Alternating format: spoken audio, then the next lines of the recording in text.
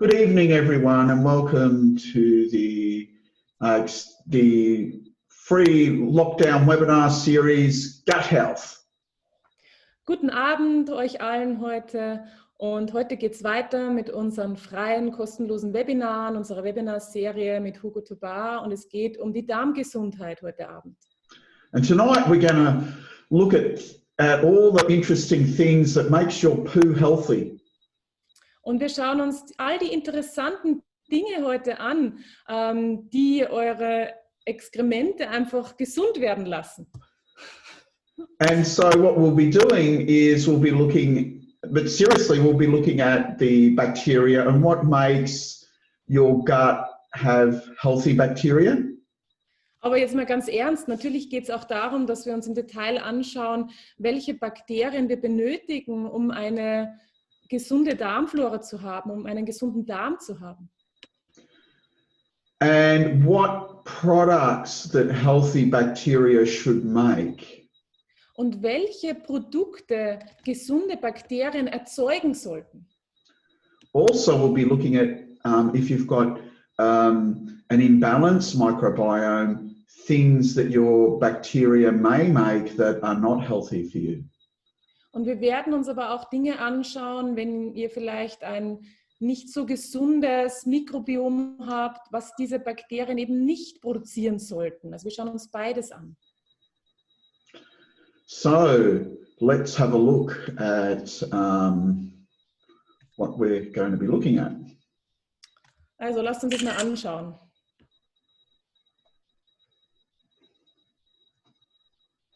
So, intestinal bacteria, they do many things. Darmbakterien, die spielen eine große Rolle bei ganz vielen Dingen. So, they synthesize B vitamins. Sie synthetisieren die B-Vitamine. And that was kind of interesting, you know, I used to watch people talk about how your bacteria produce vitamins, but I was always, what I wondered about was the absorption of their vitamins, because most B vitamins need a transporter to absorb it usually in the small intestine when it's in your food. Und es ist ganz interessant, wenn man sich das näher anschaut, dass eben gerade diese Darmbakterien auch eben diese Vitamine produzieren sollen. Und Hugo hat sich immer die Frage gestellt, ja, aber wie sollen denn diese Vitamine durch die Darmwand aufgenommen, absorbiert werden? Denn die brauchen ja dafür einen Transporter oder einen Transportmechanismus, so wie das ja natürlich auch bei Nahrungsmitteln ist. Yeah. And so it turns out we do have these transporters for B vitamins in the large intestine, so they are absorbable, except for B12. Even if you make B12 in your gut bacteria, you cannot absorb B12. So don't believe anyone who says you can. Und so wie sich herausstellt, gibt es eben diese Transportermechanismen oder diese Transporter in eurem Darm, die eben dafür zuständig sind, Vitamine aufzunehmen, zu absorbieren aus dem Darm. Außer Vitamin B12. Glaubt keinem, der euch sagt, Vitamin B12 kann absorbiert werden durch den Darm. Also, you can produce vitamin K, which is a fat-soluble vitamin. Ihr könnt auch Vitamin K produzieren, das wäre ein fettlösliches Vitamin. But what's really important are the short-chain fatty acids, and especially butyrate. Und was wirklich wichtig ist, sind die kurzkettigen Fettsäuren und da speziell die Butyrate oder auch genannt Buttersäure. And remember, butyrate is your mate. Und erinnert euch, Butyrate sind eure Freunde. Doesn't rhyme in German, does it? I know. Okay. You produce many other things and metabolize things as well. Und ihr produziert noch viele andere Dinge und verstoffwechselt noch viele andere Dinge. And you can see there on the screen, there's a lot of bacteria in your microbiome. In fact, you can, you know, when you really want to consider working with your gut bacteria, you really should consider your gut bacteria as an organ separate from your large intestine. It's actually an organ within your large intestine producing all kinds of things. Und ihr seht schon, es gibt wirklich sehr, sehr viele Darmbakterien in eurem Darm. Und wenn ihr wirklich mit den Darmbakterien arbeiten wollt, dann empfehle ich euch, dann seht die Darmbakterien in eurem Darm wirklich als eigenes Organ. Als eigenes Organ, mit dem ihr arbeiten könnt. So, as you can see there, we've got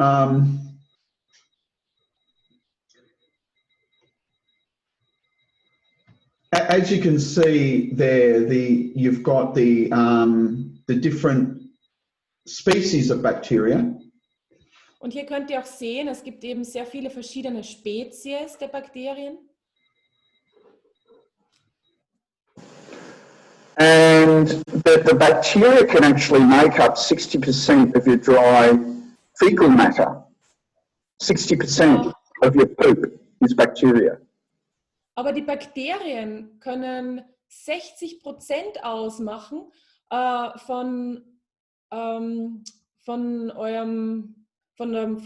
der Fezies. Also 60% des Trockenstoffs, des Gewichts der Fezies. Drop-and-stop. Okay, short-chain fatty acids. So they're also called volatile fatty acids. Kurzkettige Fettsäuren. Sie werden auch genannt flüchtige Fettsäuren. These are very important, especially butyrate. Die sind sehr, sehr wichtig und da speziell eben die Buttersäure, die Butyrate. So the short-chain fatty acids are actually very accessible forms of energy. Und die kurzkettigen Fettsäuren sind eine sehr, sehr leichtige Form von Energie, eine sehr leichte Energiequelle. Because normally we can use fatty acids as fuel for the Krebs cycle, but yet it takes a lot to break down fatty acids because they often have 16, 18, 20, 22 carbons. So there's a lot of enzymatic steps to do that. Und normalerweise können wir ja natürlich Fettsäuren hernehmen für unsere Energieproduktion, für unseren Krebszyklus. Aber natürlich, je länger die Ketten sind, desto mehr je länger die Kohlenstoffketten sind, je länger die Fettsäurenketten sind, desto mehr Aufwand ist es, die herunterzubrechen, quasi Energie draus zu machen. But short-chain fatty acids have less than 6 carbons, so that's like just up to 5 carbons, so they're very short.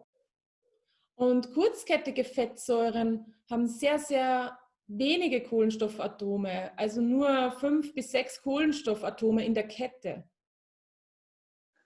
But normally we can't use the normal fatty acids for energy source in the brain. Normalerweise können wir dann im Gehirn die Fettsäuren nicht als Energiequelle nutzen. But the short-chain fatty acids they can cross the blood-brain barrier, so they can actually be an extra source of energy for your brain. So they really are a very important source of energy for humans. Die Ausnahme dabei bilden die kurzkettigen Fettsäuren. Die kurzkettigen Fettsäuren können die Blut-Hirn-Schranke passieren und stehen somit dem Gehirn als Energiequelle zur Verfügung. Now, if you happen to be a horse or a cow or a sheep or a goat, aber wenn wir uns natürlich jetzt Kühe, Pferde, Schafe oder Ziegen ansehen, these are animals that eat grass. Diese Tiere ernähren sich von Gras. And so what happens when they eat the grass, they have a really big cecum and they can digest the cellulose, the fiber that we can't digest, into short-chain fatty acids, which becomes an important source of energy for them as well. But we do it as well, but it's not our major source of energy like it would be for a horse, but it's still important. Und die können eben ganz speziell in einem Darmabschnitt diese Fettsäuren für sich als Energiequelle umwandeln und verdauen. Und wir können das natürlich jetzt nicht in diesem Ausmaß machen, wie jetzt diese Tiere, aber wir können es dennoch verwenden und es kann im Gehirn als Energiequelle zur Verfügung stehen. Okay, these are the main short-chain fatty acids. Das sind jetzt die hauptkurzkettigen Fettsäuren. And you can see there in the diagram, on the right, you've got a little picture. And the first one, the acid is called formic acid with 1 carbon, and the salt is formate. Und die erste ist einfach die Formicsäure, das hat nur ein Kohlenstoffatom. Und das Salzname wird auch genannt Format. And the acid is formic acid. Und die Säure ist eben die Formicsäure. And so you can see down here, one of the most important ones here is butyrate, which is the salt of butyric acid. Und ihr seht hier unten schon, das wichtigste oder die wichtigste Form des Salznamen ist hier das Butyrat. Und die Grundlage dafür ist die Buttersäure. And propionate is quite important too. Und Propionat ist auch sehr wichtig. Okay. And so they are important sources of energy, but we'll especially look at butyrate because remember, butyrate is your mate. Und die Formicsäure wird auch Ameisensäure genannt, das ist das Deutsche. Ja, und vergesst nicht, also Butyrat ist natürlich euer bester Freund, vergesst es nicht.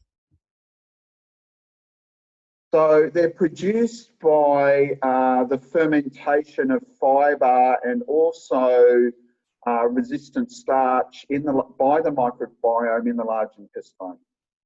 Und diese kurzkettigen Fettsäuren werden auch produziert durch die Fermentation von Faserstoffen oder Ballaststoffen im Mikrobiom, im Dickdarm. They're absorbed directly into the portal vein of the large intestine. Werden dort direkt absorbiert in die Portalvene des Dickdarms. And they really affect they're actually provide 90% of the energy for the epithelial cells of your large intestine and 10% of the energy for the rest of your body. So it's a very significant amount of energy is actually produced by your microbiome. Und 90% der Energie, speziell auch für die Epithelzellen im Dickdarm, wird produziert vom Mikrobiom. Also es ist sehr, sehr wichtig und es ist insgesamt 10% der Körperenergie, die vom Mikrobiom produziert wird. And so you can really see that having a healthy microbiome is really important for your energy level, right? Also ihr seht jetzt schon, dass ein gesundes Mikrobiom sehr, sehr wichtig ist, auch für eure Energielevel, die euch zur Verfügung stehen. Now this shows you some of the important aspects of butyrate. Und dieses Bild zeigt euch einige wichtige Aspekte von der Buttersäure oder von dem Butyrat. In the colon, that's your large intestine, primary energy source. Und im Darm, und da sprechen wir vom Dickdarm, steht das Butyrat als primäre Energiequelle zur Verfügung. It reduces inflammation. Es reduziert Entzündung. So if anyone that's got any kind of inflammatory bowel disease, you know, and there's quite a few out there that are really widespread, you know, like the microbiome, the gut health is essential for that. Speziell für die Menschen, die entzündliche Darmerkrankungen unterliegen, ist das Mikrobiom dermaßen wichtig oder von großer Bedeutung. Und da gibt es sehr viele davon. Maintains tight junctions. So that's important. Anyone who's got leaky gut, they have problems with the tight junctions between the cells in the intestine. Und es hält auch diese tight junctions aufrecht. Und jeder, der irgendwie schon mal mit leaky gut etwas zu tun hatte, mit dem durchlässigen Darm, da spielt es eine große Rolle zwischen den Zellen. They also protect against cancer. Aber das schützt auch gegen Krebs. And they also increase the production of satiety hormones, which are basically you feel full. And so when you're producing a lot of butyrate, when you eat a meal, you feel full for a longer period of time, therefore reducing your appetite and the amount of food that you want to eat. Des Weiteren erhöhen sie quasi die Produktion und auch die Ausschüttung von den Sättigungshormonen. Das heißt, wenn wir jetzt einfach wenn wir jetzt ein Mahl essen, wo da viel von diesen Stoffen drin vorkommt, dann fühlen wir uns länger satt, weil viel Butterate drin sind. So in the liver, you reduce inflammation in the liver. Man reduziert Entzündungsprozesse in der Leber dadurch. Enhances the antioxidative processes. Wir fördern auch Antioxidantienprozesse, also die Antioxidantien anregen. And also reduces fat deposits, so protects against fatty liver. Non-alcoholic fatty liver disease is actually a really serious problem with obesity, diabetes and things like this.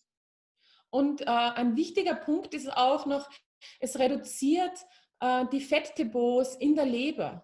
Ja, neben der Alkoholerkrankung, wo es ja zu einer Fettleber führen kann, gibt es ja auch noch in anderen Bereichen, wie auch bei Adipositas und so weiter.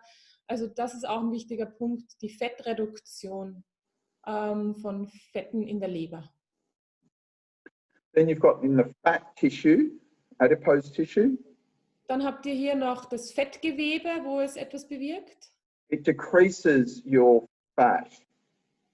Insgesamt reduziert sich das Fettgewebe, die Fettmasse. It increases leptin production, which is really important for satiety, against the desire to eat.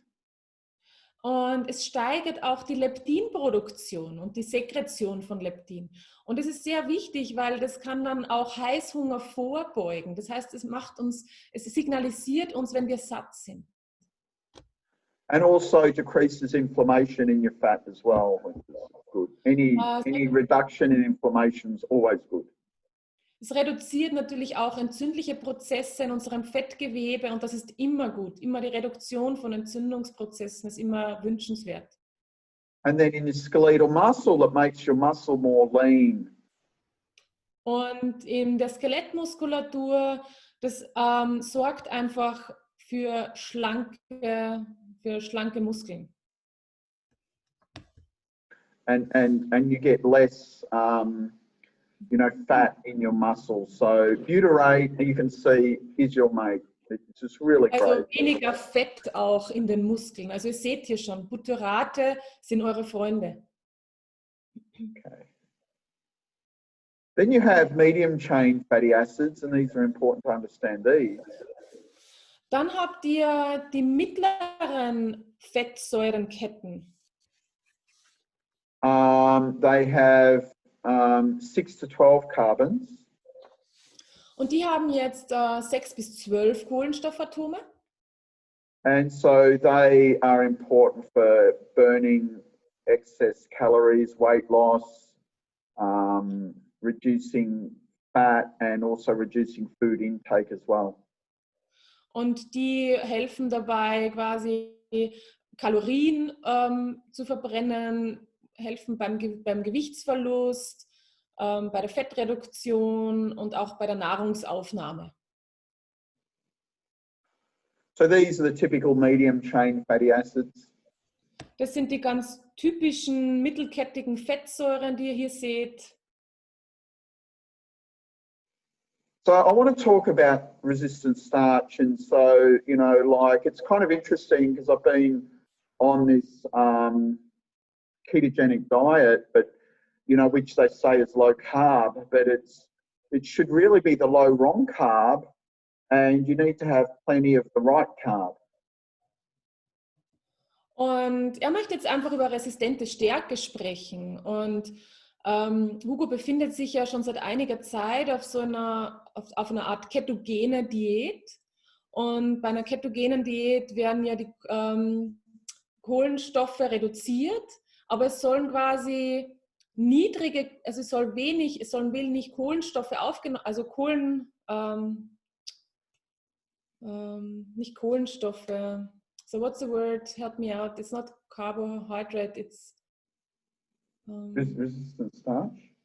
Kohlenhydrate. Danke, Andrea. So, es sollen wenig Kohlenhydrate aufgenommen werden, aber wenig der falschen Kohlenhydrate. So you know, the type of carbohydrate you normally see in diet, there's sugar, starch, and fiber. Also die, wie ihr seht, wären jetzt quasi Zucker, Stärke und Fasern, also Ballaststoffe. So when you have, I mean, sugars is easily digested. You just really break it down. It's usually a disaccharide, so you just break it down in your brush border enzymes and you absorb it really fast. Not good. Und Zucker kann sehr, sehr schnell abgebaut werden. Ihr habt ja auch die Bürstensaumenzyme und das wird sehr, sehr schnell beseitigt, der Zucker. Also sehr schnell verdaut auch. So starch is actually divided into 3 components. Und Stärke wiederum wird in 3 verschiedene Komponenten unterteilt. You've got rapidly digested starch, Und zwar haben wir zum einen die sehr schnell verdauliche Stärke, slowly digested starch, die sehr langsam verdaubare Stärke and resistant starch. und die resistente Stärke. So resistant starch is starch you cannot digest. Und die resistente Stärke, das ist einfach auch Stärke, die wir nicht verdauen können.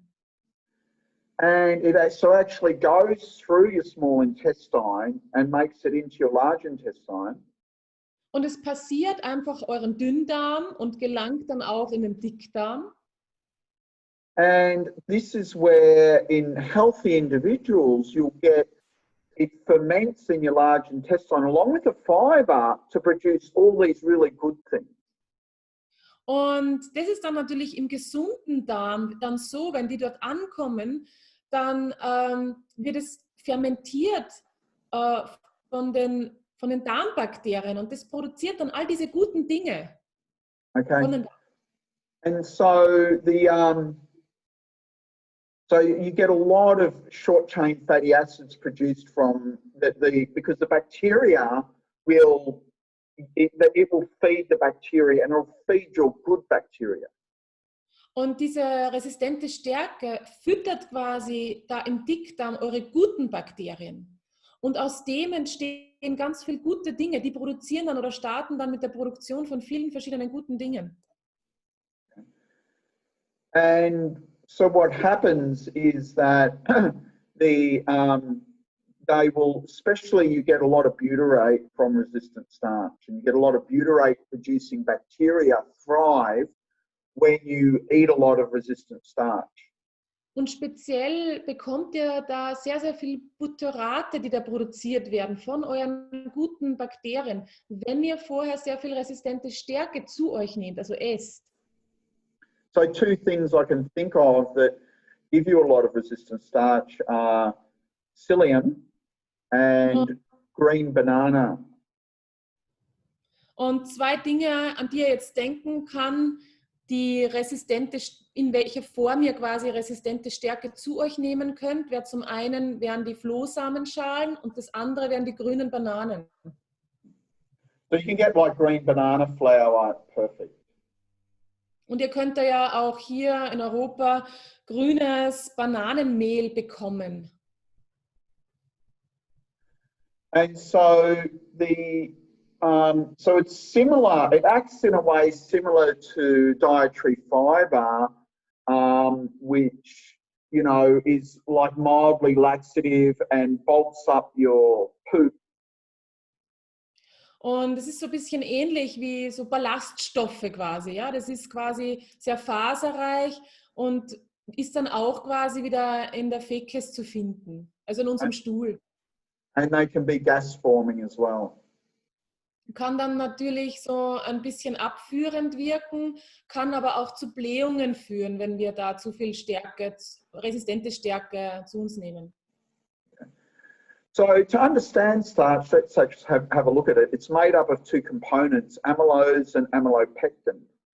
Um jetzt Stärke besser zu verstehen, schauen wir uns doch mal genauer an, um welche Komponenten es sich handelt. Das eine ist die Amylose und das andere ist das Amylopektin. So amylose is just a chain of glucose, like this. Amylose ist nichts anderes als eine Glukosekette, so wie ihr das jetzt hier seht. This is actually very easily, and then you've got amylopectin. Und dann habt ihr das Amylopektin. This is glucose as well, but you can see it's got branches coming off, so it's branched. Und es besteht natürlich auch aus Glucose, aber was ihr hier seht, es ist verzweigt. And this actually makes it water soluble. Und das macht es wasserlöslich.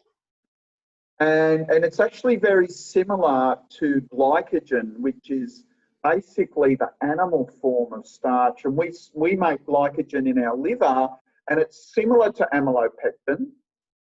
Und das ist dann sehr ähnlich, das Glykogen. Und wir erzeugen ja auch Glykogen, das wäre dann in der Leber, das wäre dann tierischen Ursprungs. And so because amylopectin is like this and it's got all these branches, it makes it much more easily digested than amylose, which is, because it's just a single chain, it's always bound up really tightly, so it's harder to digest. It's resistant to digestion. Und nachdem Amylopektin sehr verzweigt ist, macht es das viel leichter zu verdauen als die Amylose. Die Amylose ist quasi nur so eine gerade Kette. So let's look at, these are the differences. You can see amylose is a linear and it's tightly packed and it's an important form of resistant starch. So normally it won't be digested in the intestine, the small intestine, and will go through to the large intestine. Und hier seht ihr die Unterschiede aufgelistet auf der Folie zwischen Amylose und Amylopektin. Bei der Amylose, dabei handelt es sich um eine lineare Polysaccharidkette, die aus Glukosemolekülen besteht, die sehr eng zusammengepackt sind und so eine spiralförmige Struktur ausmachen. Sie sind eine sehr wichtige Quelle oder Form, eine sehr wichtige Form der resistenten Stärke. Sie kann den Dünndarm passieren und findet sich dann im Dickdarm wieder. And the amylopectin, because it's more water soluble, it's much more easily digested, and you can see it's slightly different to glycogen, which is the animal starch. Basically, is that the branching takes place every 24 to 30 glucose molecules. And in glycogen, it's every 12.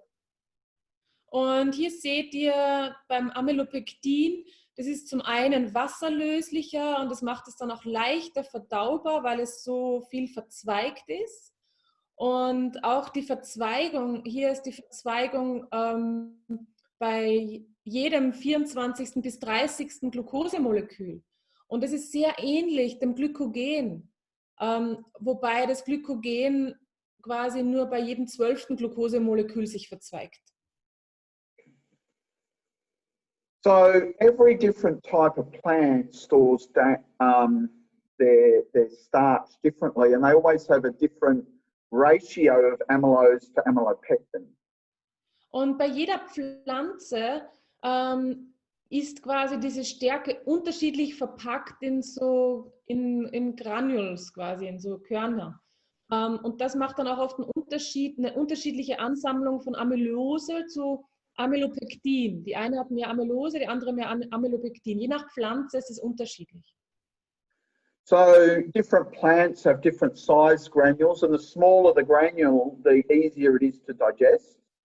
Und unterschiedliche Pflanzen haben eben eine unterschiedliche Größe dieser Körnchen, dieser Granules, also das wird das Körnchen jetzt übersetzt. Und natürlich sind die kleineren Körnchen oder Körner leichter zu verdauen als die großen.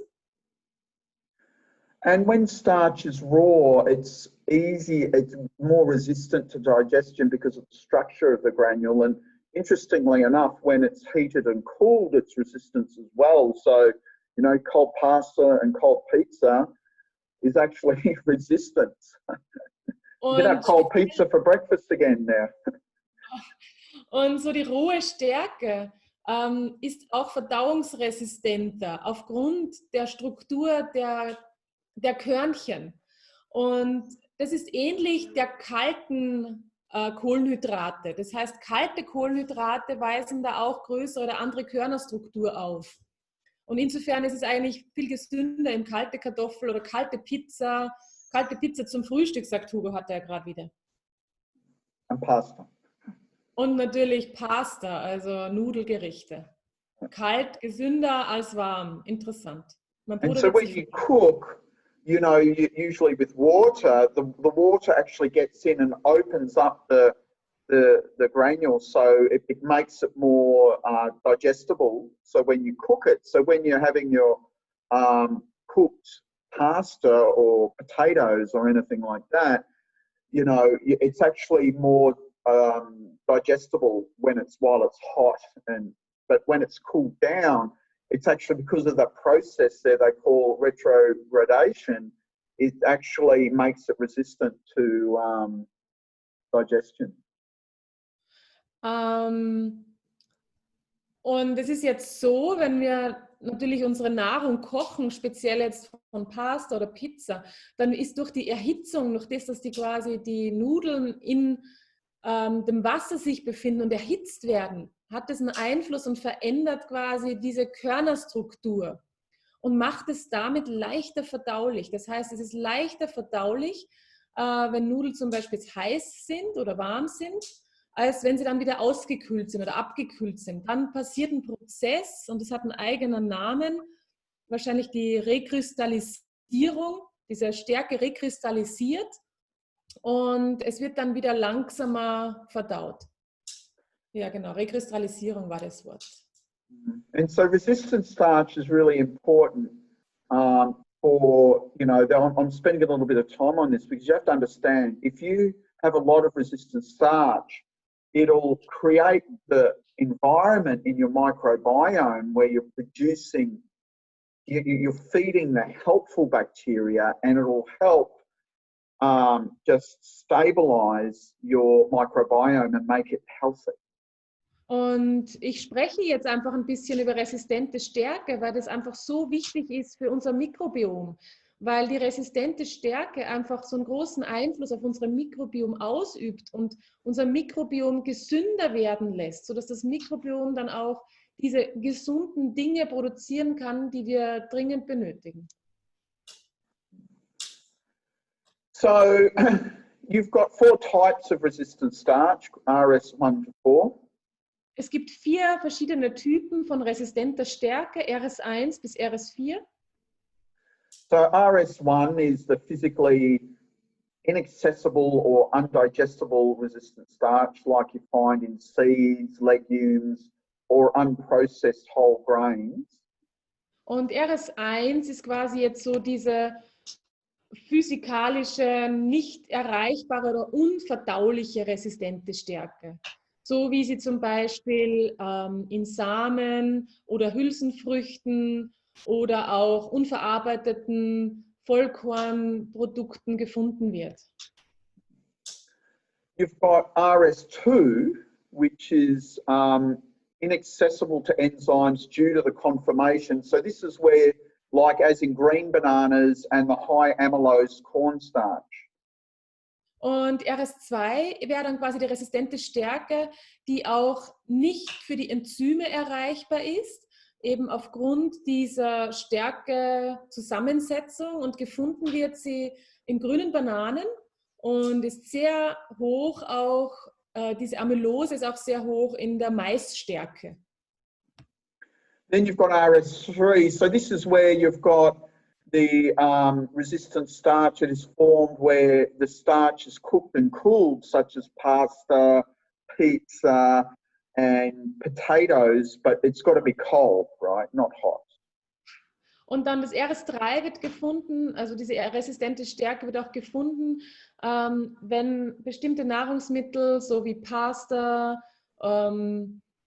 Pizza, oder auch Kartoffeln gekocht werden, aber dann ausgekühlt werden und dann erst gegessen werden. Then you've got RS4, and they're the ones that have been basically chemically modified. They're actually, they do something to it, whatever they're doing, to make it so you can't digest it. Und dann gibt es noch die sogenannte RS4 und das ist Stärke, die wurde chemisch modifiziert, was auch immer sie damit machen. Jedenfalls kann sie quasi nicht verdaut werden.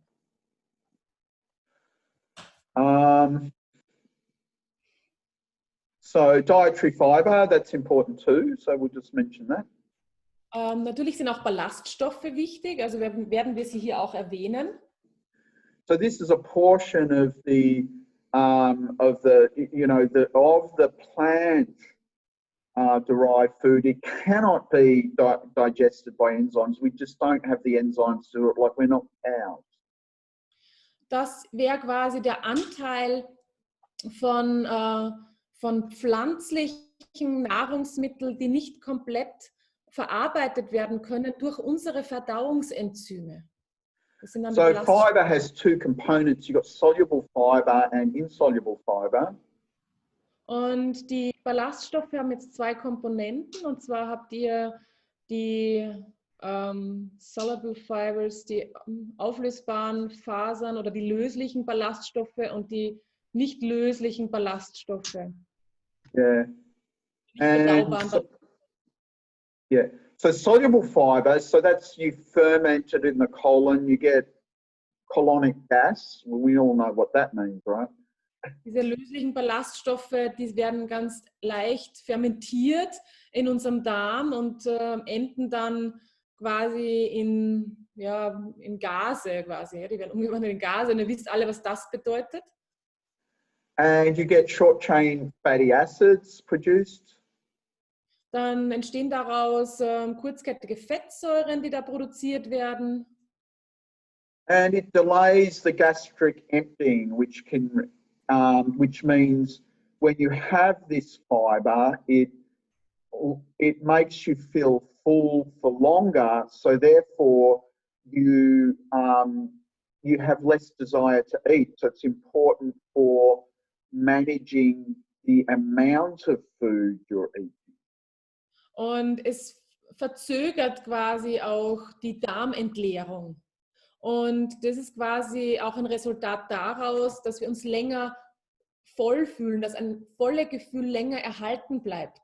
Und dabei geht es auch darum, quasi die Nahrungsaufnahme und die Entleerung zu steuern und zu managen, zu balancieren quasi. Then you've got the insoluble fiber. Dann haben wir die nicht auflösbaren Ballaststoffe oder unlöslichen Ballaststoffe. Some of it can be fermented, but it usually can't, and it's really bulks up your fecal matter. It absorbs water, so it makes it easier to defecate. Und das ist quasi schwer verdaulich, also das sind Ballaststoffe, die von den Enzymen nicht abgebaut werden können. Und einige Formen davon werden zwar im Darm, also im Dickdarm auch fermentiert, so wie resistente Stärke, aber prinzipiell bauen sich die quasi auf, sind wie Füllstoffe. Also Bulking Fibers sind Füllstoffe, die auch Wasser absorbieren und es erleichtert dann die Darmentleerung.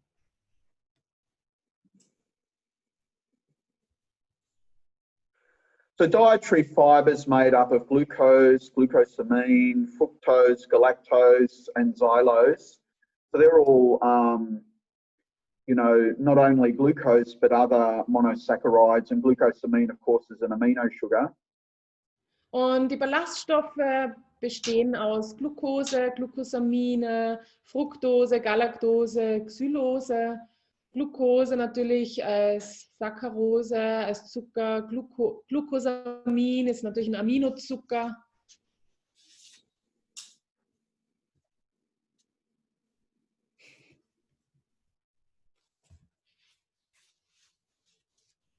So that's what's in dietary fiber, and that's nothing like, I haven't really spoken about sugars here because sugars get digested in the small intestine. Und dabei geht es um die Ballaststoffe. Also ich habe jetzt nicht, wir reden jetzt nicht hier über Zucker, ja? Weil Zucker wird ja quasi reabsorbiert im Dünndarm. Also wir reden hier nicht von Zucker, sondern nur von Ballaststoffen. And we have in the small intestine they're digested by brush border enzymes. Und natürlich im Dünndarm wird das verdaut durch die Bürstensaumenzyme. So you've got sucrose, which is glucose and fructose. Natürlich habt ihr die Sucrose hier und das ist eine Zusammenstellung von Glucose und Fructose. And so there's the enzyme sucrase that digests it in the small intestine. So it doesn't even get usually to the large intestine. Und da habt ihr natürlich dann auch im Dünndarm das Enzym Sucrase, welches das dann quasi absorbiert oder aufspaltet und abbaut. Also das erreicht nicht mal den Dickdarm. You've got lactose, which is milk sugar.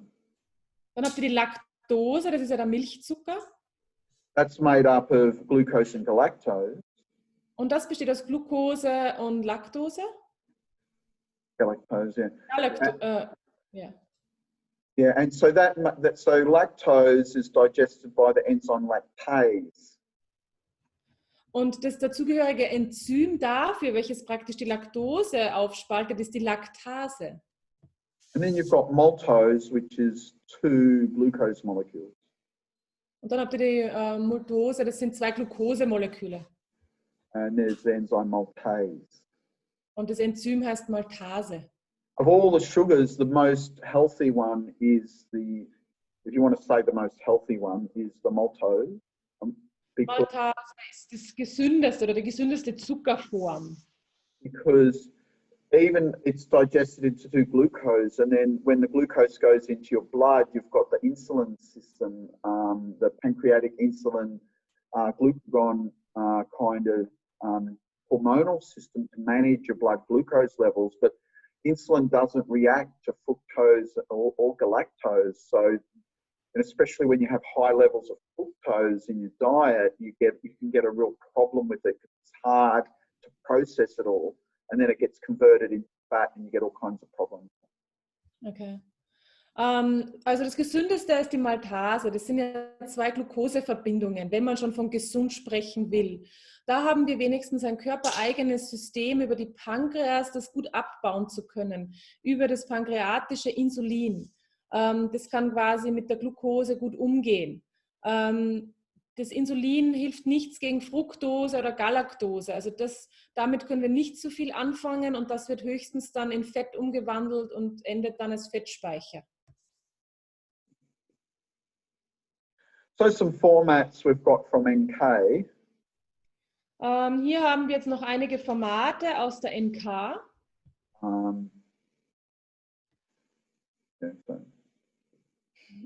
So let's look at some of the other products that you produce in your microbiome besides short-chain fatty acids.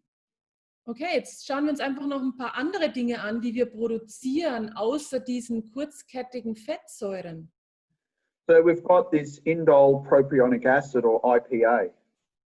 Und hier haben wir die sogenannte Indolpropionsäure oder auch kurz genannt IPA. And this is, you can see here it's got the indole group here, which comes from the amino acid tryptophan. Und ihr seht hier die Indol-Gruppe und es wird hergeleitet aus der Aminosäure Tryptophan. And then you can see there you've got the 3 carbons here, which is the propionic acid. Und hier seht ihr die 3 Kohlenstoffatome hier entlanggereiht und daraus besteht dann diese Propionsäure, aus diesen 3 Kohlenstoffatomen. Yeah, and there you've got the carboxylic acid group. Und dann habt ihr noch die Carboxylgruppe hier oben. So let's have a look how great this is. Und jetzt lasst uns mal anschauen, wie speziell genial dieses System ist. It's a potent neuroprotective antioxidant.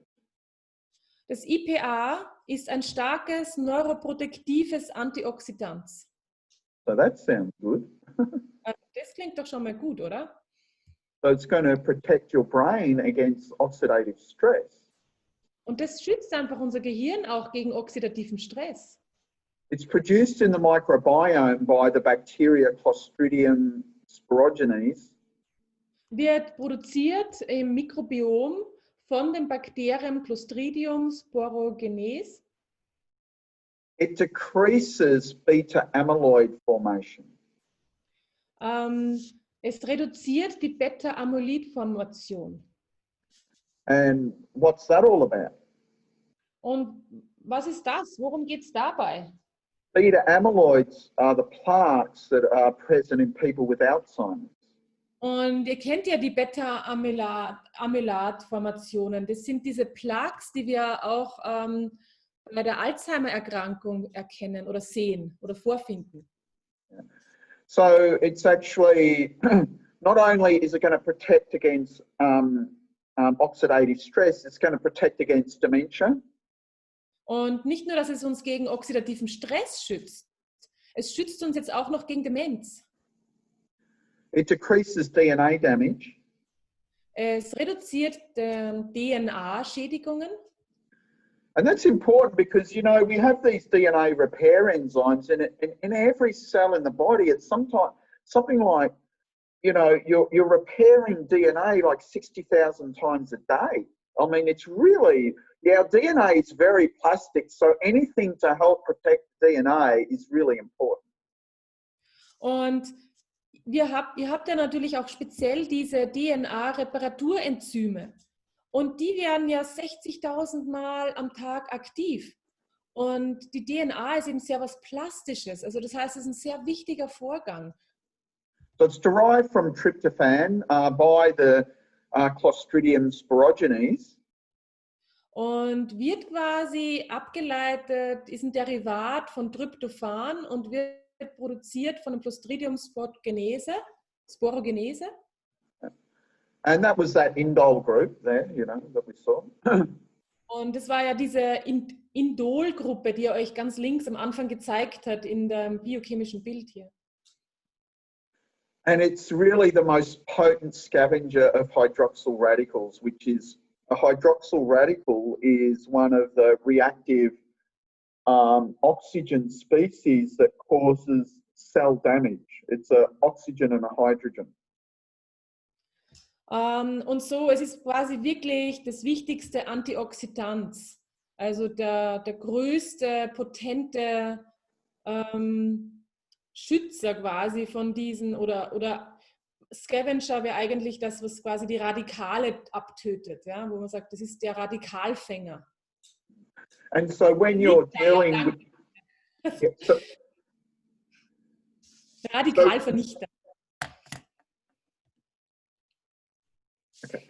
So when you're dealing with your reactive oxygen, like we have our vitamin C and glutathione, which are very important against reactive oxygen species, but the indole propionic acid is another thing that we can use against the reactive oxygen. Und in unserem Kampf quasi gegen antioxidativen Stress haben wir natürlich das Vitamin C als guten Kämpfer dagegen oder das Glutathion.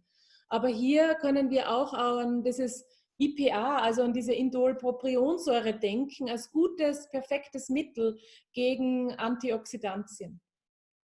Also gegen freie Radikale, gegen antioxidativen Stress. Das ist ein gutes Antioxidant. So it lowers the risk of type 2 diabetes, that's good. Und es senkt natürlich auch das Typ-2-Diabetes-Risiko. And associated with a high fiber diet. So your Clostridium sporogenes is going to get this soluble fiber and convert it into IPA for you. Und natürlich wird es auch assoziiert mit einer sehr ballaststoffreichen Nahrung. Und dann wird, wenn ihr euch ballaststoffreich ernährt, wird dieses Clostridium sporogenes quasi diese Ballaststoffe nehmen und quasi dieses IPA mit auch produzieren. Then we've got all these pathological compounds. So when you've got an imbalance in your microbiome and you produce you have bacteria that produce these pathological compounds that are actually create harm for us. Und dann gibt es natürlich aber auch noch diese ganzen pathologischen Komponenten, die wir uns jetzt anschauen. Das heißt, wenn unser Mikrobiom nicht so gut funktioniert, kann unser Darmmikrobiom natürlich auch schädliche Substanzen produzieren. So it's kind of interesting because there's this company in Australia now, they do this specialized testing where when they test the microbiome, what they look for is they do an analysis of the genes in your microbiome. Und es ist sehr interessant, es gibt dann so eine eigene Firma in Australien, die Tests durchführt, wie gut das Mikrobiom ist, und die testet nicht das Mikrobiom selbst, sondern das Gen für das Mikrobiom. And so what they do is that they look for, say, the enzymes that produce butyrate, so they know, you know, because there's so many bacteria, they don't know all the species, so it's hard. So, you know, if you try to identify all these species, there's bacteria they still haven't identified yet. But if you just look at the genes, you can say, well, you've got this many genes of butyrate-forming bacteria, for example. Und die machen das deshalb, weil es einfach so viele Bakterienstämme gibt, die bis heute auch nicht bekannt sind und es so schwierig wird, dann nur anhand der Bakterienstämme feststellen zu können, ob es sich hierbei um ein gutes Darmmikrobiom handelt. Also testen die quasi für das Gen des Enzyms, welches das Butyrat quasi auch mit herstellt. Und je mehr oder je besser wir das quasi entwickelt haben, desto mehr Butyrate produzieren wir und ein desto besseres Darmmikrobiom haben wir. Yeah, but they also can test the enzymes that produce the pathological compounds as well. Aber die können auch nach diesen Enzymen testen, die diese pathologischen Komponenten produzieren. Gleichzeitig, die testen nach beiden Enzymen. Yeah. So, for instance, you've got the hexalipopolysaccharides. Als Beispiel hier für diese eher schlechten Substanzen habt ihr diese Hexalipopolysaccharide. So, if you look at this, you can see this has got 6 fat groups there hanging down. Und hier seht ihr, hier habt ihr 6 Fettgruppen, die hier so runterhängen. Or they call them an acyl chain, but it's basically a fatty acid chain. Oder sie nennen es auch Asylkette, aber es ist nichts anderes als eine Fettsäurenkette. It's attached to this polysaccharide here. Und diese Fettsäurenketten sind quasi hier angebunden oben an diese Polysaccharide. So the hexa have got 6 of these acyl chains. Die Hexa weisen also 6 auf von diesen Acylketten. Okay, if you've got 4 or 5, they're anti-inflammatory. Wenn ihr nur 4 bis 5 hättet, dann wären sie entzündungshemmend. But if you've got 6, it's pro-inflammatory. So these, if you're producing this, it'll stimulate inflammation in your gut. Aber wenn ihr 6 habt, dann wirken sie entzündungsfördernd. Und das stimuliert natürlich dann auch Entzündungsprozesse in eurem Darm. And so these things are anchored onto the bacterial membrane. Und diese Dinge, die ihr hier seht, die werden an die bakterielle Membran quasi angebunden, geankert. Yeah, and so it's part of what your innate immune system will recognize, which is basically your phagocytes, will recognize to actually help clear it. Und das wird dann auch euer angeborenes Immunsystem quasi erkennen, ja, und dann natürlich auch bekämpfen oder beseitigen. And so the acyl groups have 10 to 18 carbons, which are the fatty acids. They're derived from, the acyl groups are derived from these fatty acids. Und diese Asylgruppe, das sind quasi Kohlenstoffketten von 10 bis 18 Kohlenstoffatomen. So what happens is when you've got the acylated lipopolysaccharides. So that's with the 6 fat chains hanging off. Also was passiert, wenn ihr diese hexaacylierte LPS habt? Da habt ihr dann quasi 6 Kohlenstoffatome, die da dranhängen. So what happens, this is an agonist on this receptor, the toll-like receptor 4, on the human macrophage, upregulating inflammation. Und das ist ein Agonist an diesem TLR, also Toll-ähnlichen Rezeptor Typ 4. Und das ist natürlich das reguliert quasi die Makrophagen nach oben und fördert so die Entzündung. And the toll-like, and so what happens, the macrophage, when it's in the so-called M1 phase, or it's the other model is the monocyte-derived macrophage, when they're activated, they release all these pro-inflammatory cytokines, and that's part of the inflammatory process where you've got the initiation of inflammation.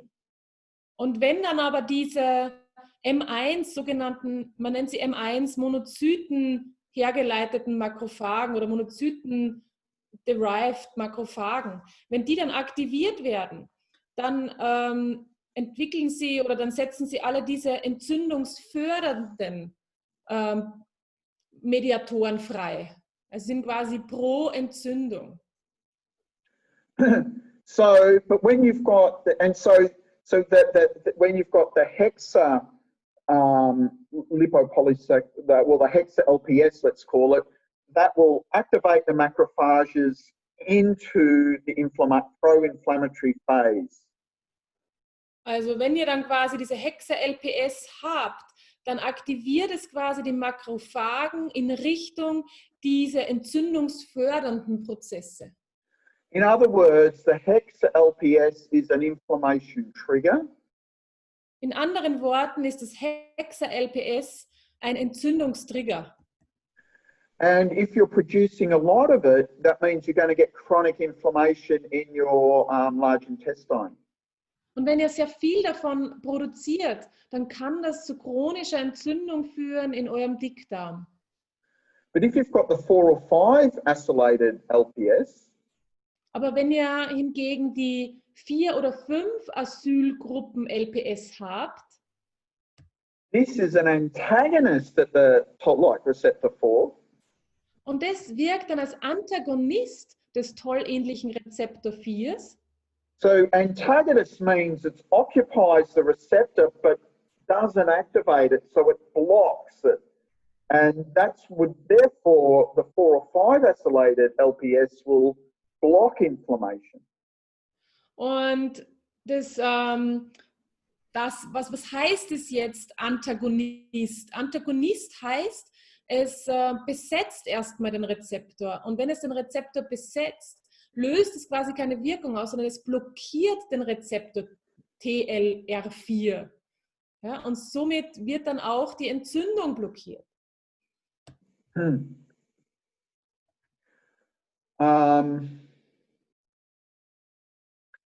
So this is some example. And so on the left, you've got from E. coli, hexaacylated LPS, and here from this other bacteria, you've got well, a pentaacylated LPS. So there's only 5. So this one's good, this one's not good.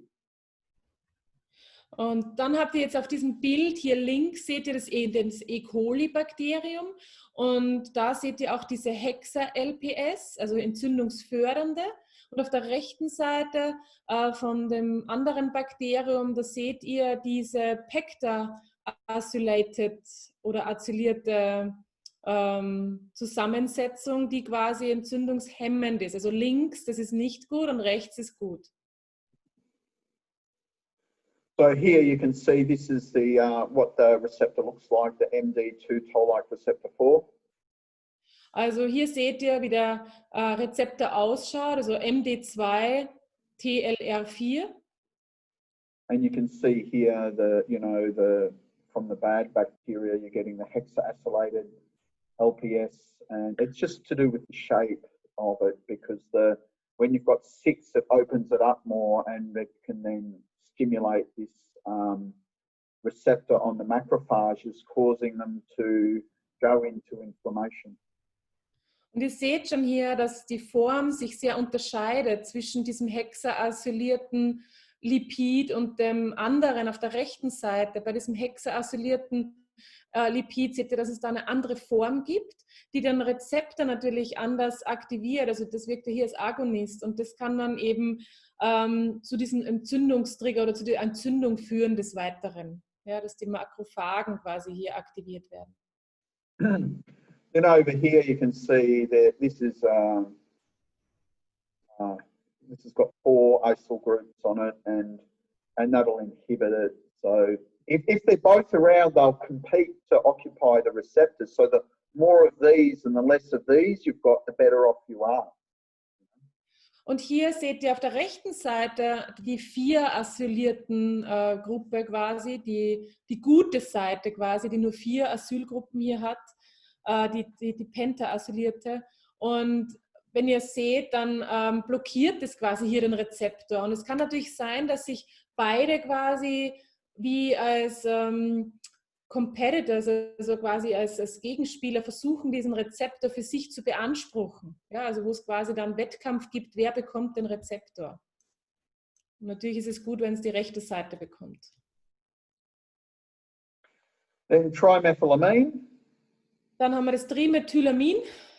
You can see that normally an amine group is a nitrogen with 3 hydrogens, or that's ammonia actually, which is a free amine group. But here you've got 3 methyl groups on there instead of just hydrogen. Und das Trimethylamin, das ist eine Aminogruppe. Da seht ihr, dass ihr hier in der Mitte den Stickstoff habt, außenrum mit 3 Wasserstoffmolekülen. Das wäre eigentlich hier der Ammoniak. And then I don't know what you said on the left bottom with H3C. It's the methyl group. Und hier habt ihr noch dann habt ihr hier noch die Methylgruppe natürlich, ja. Oh, sorry. Yeah, of course. H3C. Yeah. Also okay, so trimethylamine is produced from those compounds which are normally freely available. Und Trimethylamin wird produziert von folgenden Komponenten, die normalerweise frei zur Verfügung stehen. And so if you've got pathological bacteria, you'll make this. If you don't have the pathological bacteria, you won't make it.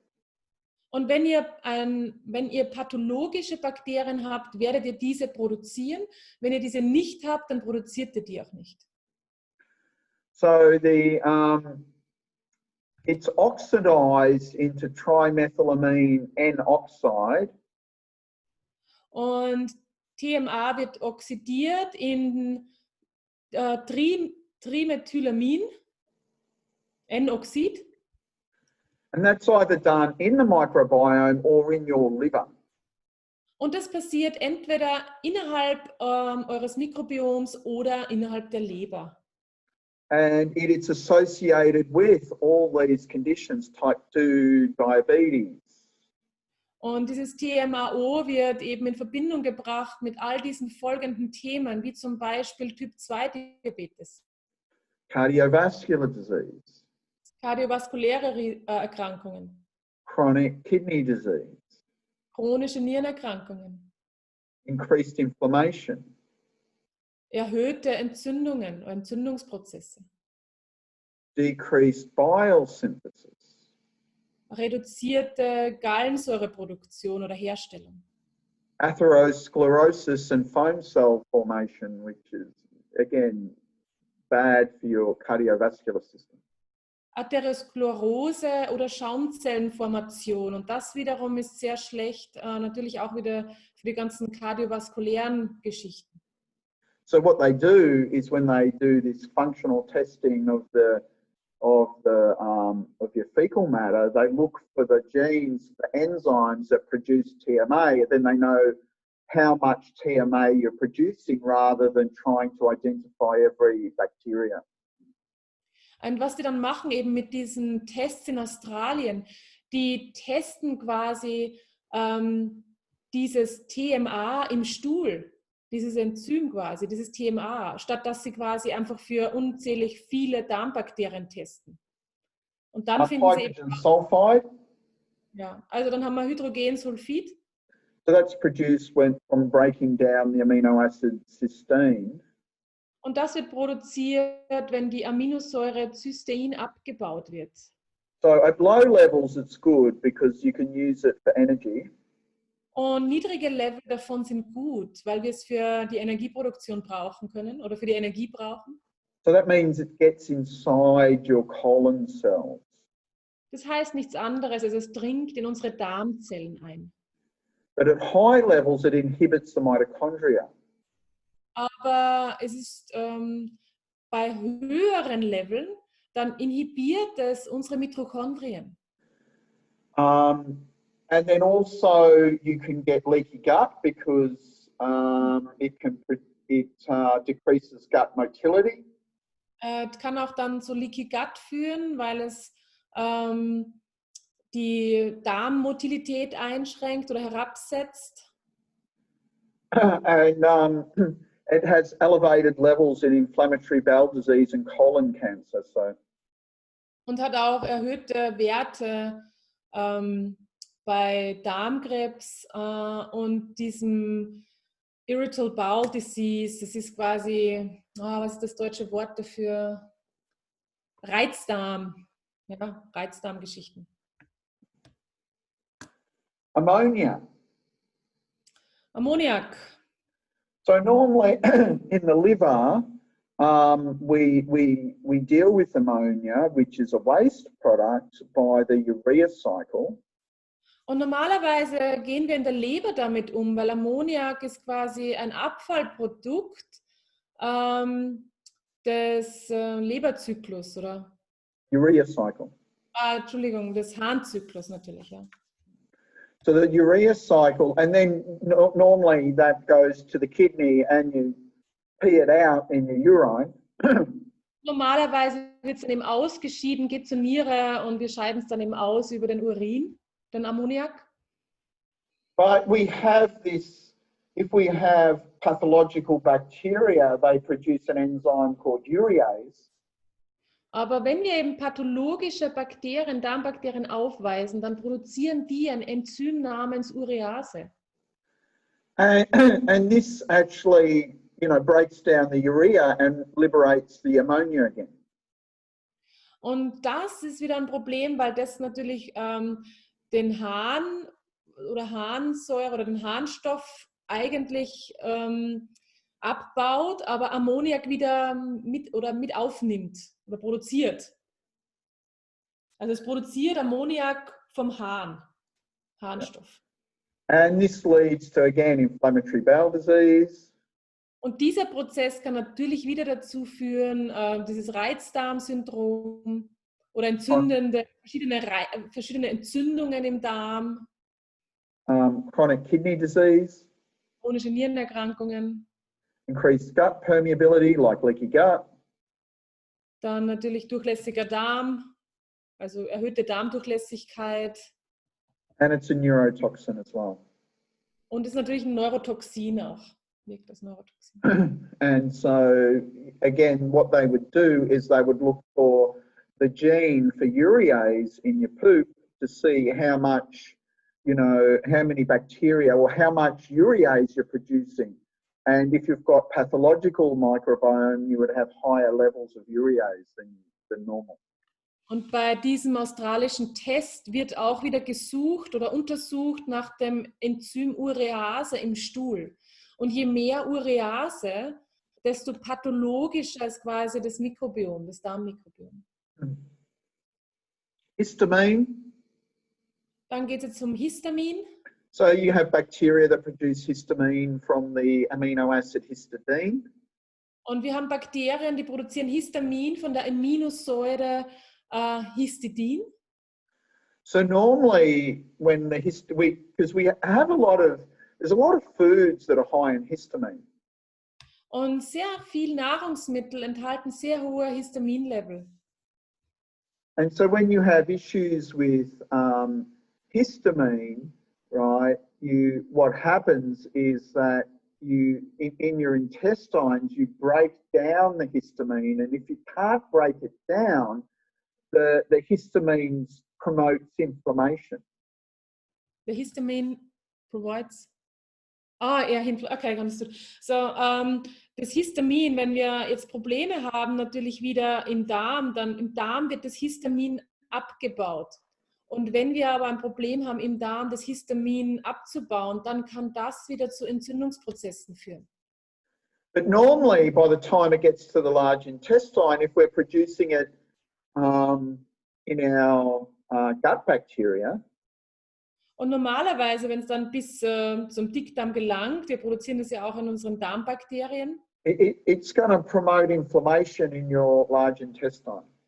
Dann führt das zu Entzündungsprozessen in eurem Dickdarm. Methane. Methan. So again, you can produce methane. If some bacteria can produce methane. Einige Bakterien können eben das Methan selbst produzieren. So it lowers gut motility and associated with constipation and inflammatory bowel disease. Und es senkt die Darmbeweglichkeit und es wird auch wieder in Verbindung gebracht mit dem Reizdarmsyndrom.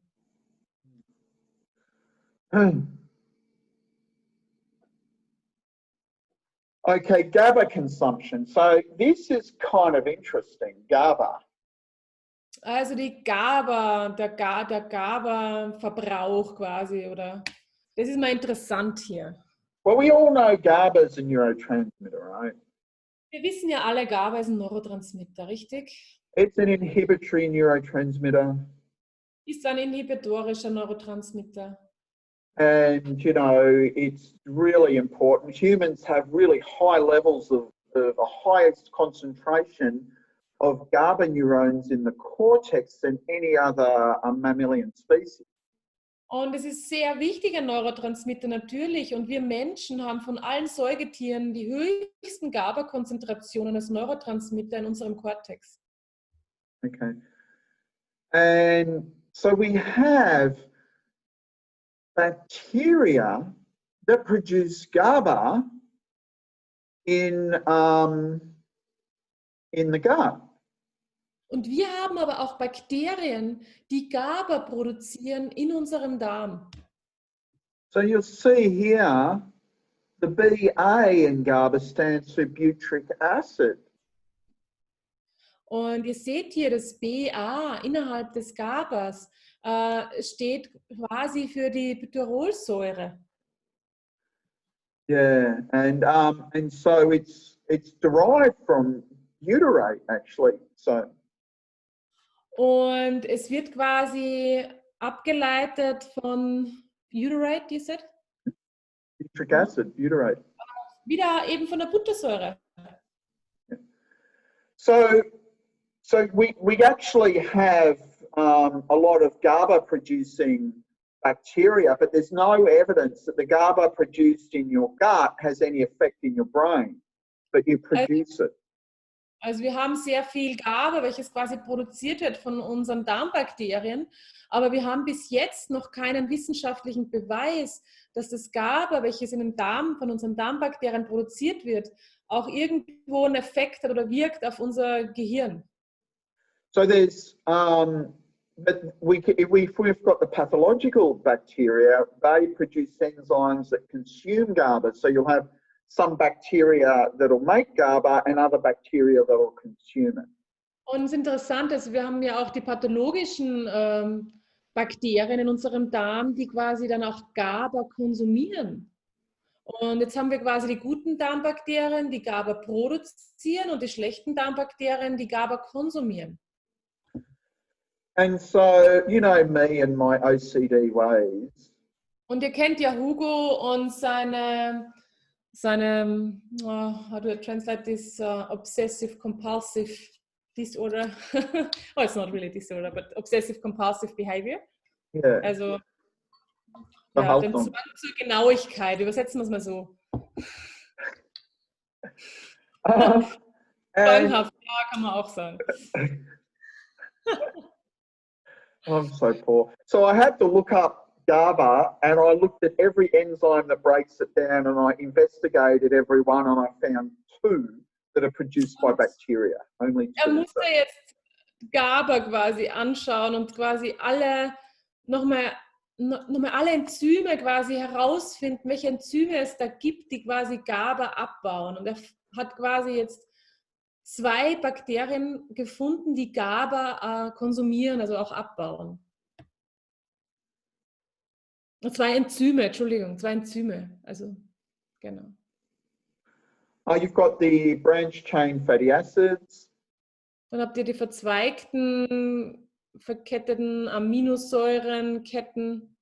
They're leucine, isoleucine, and valine. Leucin, Isoleucin und Valin. So when you've got high levels of them in your gut, it's a marker of a high protein, low fiber diet, like too much meat, not enough fiber. Und wenn ihr zu viel eben von diesen Aminosäuren habt, Leucin, Isoleucin und Valin, dann heißt es, ihr esst zu viel Protein und zu wenig Ballaststoffe. And so it's associated with obesity. Wird auch assoziiert oder in Verbindung gebracht mit Adipositas, Type 2 diabetes, 2 Diabetes, non-alcoholic fatty liver disease, die nicht-alkoholische Fettleber, insulin resistance, Insulinresistenz and decreased insulin sensitivity. und geringere Insulinsensitivität oder ja, herabgesetzte Insulinsensitivität. Then you've got tyramine. Dann habt ihr noch das Tyramin.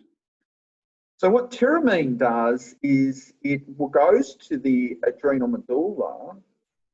Und was Tyramin jetzt macht, es geht zum Nebennierenmark, where you produce noradrenaline. und dort produzieren wir ja das Noradrenalin. And so tyramine causes the release of noradrenaline. Das heißt, Tyramin verursacht die Freisetzung von Noradrenalin. So just to, I know you'll probably understand noradrenaline, but I'll just give a quick review of noradrenaline from the adrenal medulla. Und wahrscheinlich kennt ihr euch ja aus mit dem Noradrenalin vom Nebennierenmark, aber ich möchte euch einfach mal einen kurzen Überblick geben, nochmal über das Noradrenalin. So noradrenaline is released when the sympathetic nervous system is activated. Und Noradrenalin wird freigesetzt, wenn das sympathische Nervensystem aktiviert wird. Along with adrenaline. Natürlich neben dem Adrenalin. So while adrenaline goes around your body activating all the whole sympathetic response, während Adrenalin sich überall in eurem Körper verteilt und einfach diese sympathische Reaktion mithilft zu erzeugen, the noradrenaline goes to the kidneys and causes the kidneys to produce the enzyme renin, which is part of the renin-angiotensin pathway. Und was das Noradrenalin im Vergleich dazu macht, es geht direkt zu den Nieren und erzeugt dort quasi das Enzym Renin und erzeugt dann quasi diesen Renin-Angiotensin-2-Pfad, der da aktiviert wird. And this basically is what raises your blood pressure through aldosterone release. Is eventually what happens. You get aldosterone, and this raises your blood pressure while you're in that fight-flight state. It's supposed to be a short-term activation. Und auch durch diese Aldosteronfreisetzung, die dann passiert, wird dann natürlich auch der Blutdruck erhöht. Und dann befinden wir uns in diesem Fight-Flight, in dieser Kampf-Flucht-Situation. And so what happens with this is when you get the high blood pressure from tyramine, you're actually creating a state where you can create noradrenaline and the renin-angiotensin pathway overactive to get this high blood pressure state produced from tyramine. Und was dann aber passiert, wenn ihr zu viel von dem Tyramin habt, dann kann über das Tyramin dieser Noradrenalinpfad vermehrt aktiviert werden und dann kann es eben über die Niere, Renin-Angiotensin-2-Pfad zu einem erhöhten Blutdruck kommen. So I've got this fun picture here to show you. Jetzt habe ich noch dieses lustige Bild, was ich euch hier zeigen möchte. And so you can see here dietary fiber. Hier seht ihr die Ballaststoffe. And these are all the enzymatic pathways for producing his butyrate. Dann seht ihr diese ganzen enzymatischen Pfade und hier unten seht ihr das Butyrat. Here's propionate. Hier seht ihr das Propionat. And this is his acetate. They're all the short chain fatty acids. Das Acetat, das sind all diese kurzkettigen Fettsäuren, die ihr hier seht. And all these steps here there's enzymes working here. Und all diese Schritte, diese kleinen Zwischenschritte, da seht ihr Enzyme, die da dran wirken. Okay. And, you know, so, but, you know, when I started looking into it, it's far more complex than that, you know. Aber als er sich das näher ansah, hat er gemerkt, es ist noch viel komplexer als das hier. Because you know me and my OCD ways. Aber jetzt kennt ihr ja schon Hugo und seine eher zwanghafte Einstellung zu den Dingen, ja. That I want to know, I start looking for the different enzymes that go between these things because there's a number that'll do it, but which ones are found in bacteria? You know? Und jetzt wollt ihr natürlich wissen, welche Enzyme verursachen das? Und die werden natürlich dann auch in diesen Bakterien gefunden. Also welche Enzyme, um welche handelt es sich genau? But then I started finding enzymes that would take you from this pathway over to that pathway. And dann hat er aber Enzyme gefunden, die uns quasi von diesem Pfad hier zu diesem anderen Pfad hier rüberführen und begleiten. And it just started getting, I thought, man, this is so complex, you know. Und dann hat er sich gedacht, wow, ey, das ist super kompliziert. But what's important to know from over here when you've got your dietary fiber and your resistant starch is that these all enzymatic pathways are producing, in this case, we're looking at these short chain fatty acids, but also your IPA and all your pathological compounds as well, depending on what you're putting in. You know? Und was ihr hier eben oben habt, angefangen hier oben, was wichtig ist zu verstehen, ist quasi, sind die Ballaststoffe und die resistente Stärke. Und wenn wir dann hier rüber gehen, ja, es sind quasi, ist das alles, was hier produziert wird, das Acetat, Butyrat und so weiter, das sind alles Dinge, die quasi von unseren guten Bakterien produziert werden, aber auch eben die schlechten Bakterien produzieren etwas. So this is kind of a gut health balance that you can use with some of the formats that I've put in. Und das ist jetzt eine Darmgesundheitsbalance. Das wären jetzt einfach so Formate quasi, die ihr für die Darmgesundheit hier mit einfügen könntet. I mean, obviously you need to work with the large intestine. Natürlich müsst ihr mit dem Dickdarm hier arbeiten. You can use the tensor fasciculata muscle test for large intestine or any other large intestine muscle test. Dann könnt ihr natürlich den Tensor fasciculata Muskeltest verwenden oder auch irgendeinen anderen Muskeltest. Bacteria, obviously. Und dann natürlich den Bakterienmod. Then I put these formats in here for dietary fiber and starch and supplemental fiber and supplemental starch. Und dann habe ich hier noch Formate ergänzt für Ballaststoffe und Stärke aus der Nahrung und Ballaststoffe und Stärke von Nahrungsergänzungsmitteln, von Supplementen. And then short chain fatty acids, which is just the general fatty acid point. Dann habt ihr einfach ein Format hier für die kurzkettigen Fettsäuren und das wäre einfach nur das Fettsäurenformat. Enzymes. Enzyme, ja gut. And then explore your pathogenic factors. Und dann könnt ihr natürlich die pathogenen Faktoren noch weiter explorieren.